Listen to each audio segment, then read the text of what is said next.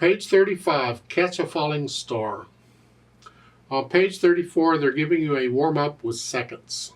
I don't really give a lesson on it, but I'll cover it. I'll explain some things. I don't like doing warm-ups, so if you want to do that, you go ahead. A second that they're referring to is an interval of a second. Remember, intervals is the distance between any two notes. So a second would be a 1, 2. The notes are next to each other. Those are seconds. The notes are next to each other. And this warm-up involves seconds, so it's here. So they're all next to, every note is next to each other in the thing that, okay? That's it. At the end of the line, they have the two dots, the thin and thick bar line 2 dot. Remember, that's a repeat sign. That means you go back and play it again. At the beginning, between the stabs, you see the F-P. They have on repeat. You don't need the on repeat. That's not part of it. They're just helping you out. They're telling you the first time you play it F, and the second time you play it P.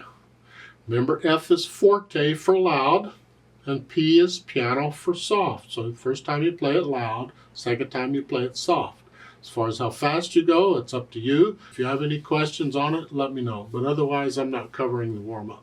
I want to talk about what a star is falling into here. At the top of page 35, they're introducing you to another symbol we need to know from now on, and it's called a tie. It's a curved line between two notes. See, we have a problem in music in that there's a limit to how long a note can be, according to the time signature. In Catch a Falling Star, the time signature is 4/4. Therefore, the longest note we can have is a whole note. 4 beats. That's it. Can't go any longer than that. Not legal. Nope. So if they want a note to last longer than that, they simply add another note and tie the notes together. Look at the bottom of Falling Star. The last 2 measures, B's, they're tied together. That means you're going to play the first B and you're going to hold it down for 8 counts for the length of both. That's how they can make them last longer than the time signature allows. Now there's other reasons for having ties, but this is the big one. This is the main one.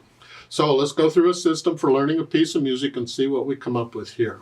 I look it over, I see it's 3 lines long, treble and bass clef, 4/4 time signature. We got quarter notes and half notes and whole notes. Fine. Both hands are playing, but not at the same time. Okay. Again, if you don't know the names of these notes instantly yet, do the play it and say it drill. Play the note and say the name. I forget the rhythm, just play it. At the beginning, B, B, B, B, B, C, D, D, D. Just go through. You don't have to go that fast. You go through at your speed. Hesitate all you need to, doesn't matter. Just drill yourself on the names of the notes until they become automatic to you.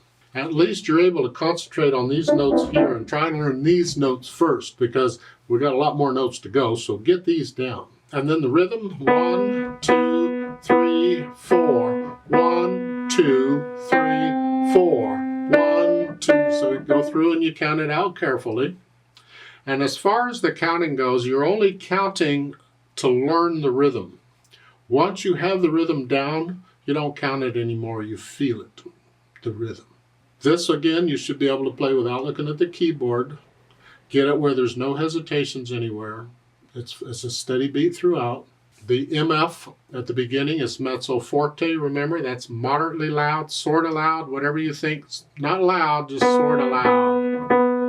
And then in the second line, second measure, you have a P. That's soft. So the first note in that measure is loud, or sort of loud, soft, and then sort of loud again. So they stuck a soft for a couple of notes in there for you. And you have to decide how loud and soft these are. I can't help you with that. It depends on your situation. As far as speed goes, what's the happy piece?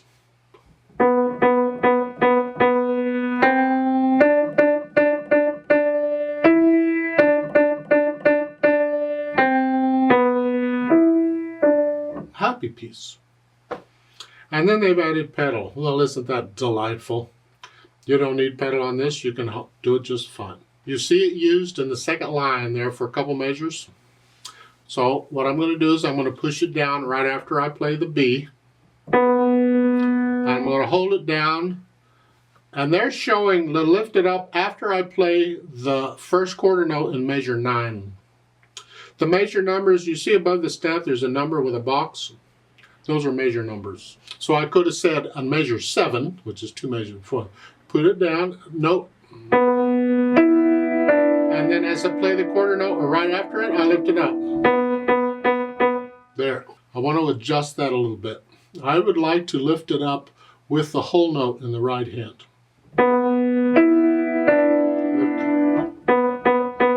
I want a little bit of silence between the whole note and the quarter note. It's like taking a breath. Like that. I want just a speck of silence. It's not rhythmic or anything. It's just a speck. There. So I'm going to lift the pedal up right before the quarter note. So the line would come up at the end of the measure. You will find that I adjust the pedaling in a whole lot of pieces on these books.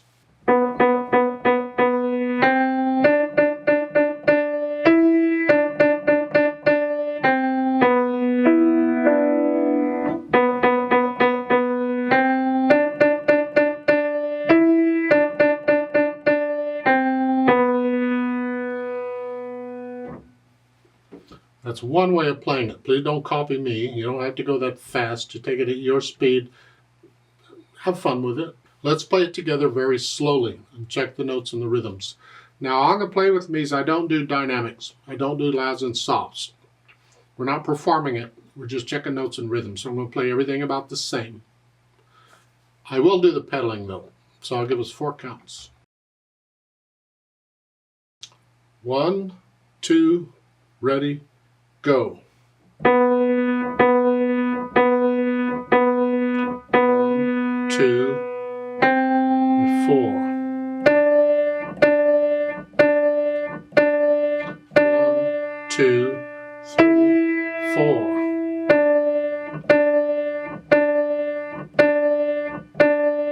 2, 4. 1, 2, 3, 4. 1, 2, 3, 4. 1, 2, 3, 4.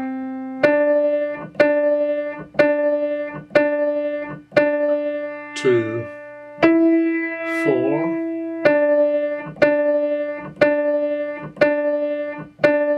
2, 3, 4. 1, 2, 3, 4. Tie. 2, 3, 4. Off. Now there's a duet part, or teacher's part at the bottom of the page. I'd like to play that. And you play what you just played.